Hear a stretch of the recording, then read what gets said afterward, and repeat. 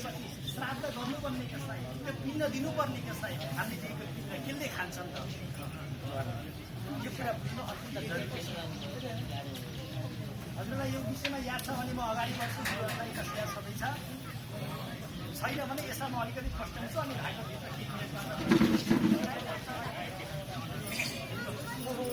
विशेषतः वेदान्तमा धर्मशास्त्रमा हामीले यो देखेको बडीलाई, यो शरीरलाई 3 भागमा विभाजन गरिएको पाइन्छ।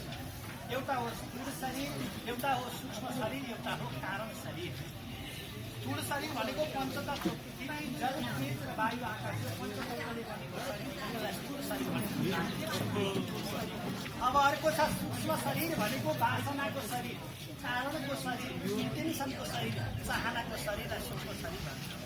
अब कारण शरीर भनेको अज्ञानताबाट प्राप्त हुने शरीर, ज्ञान भएपछि यो स्थूल शरीर पनि मर्छ, त्यसलाई भागवत चाहिँदैन।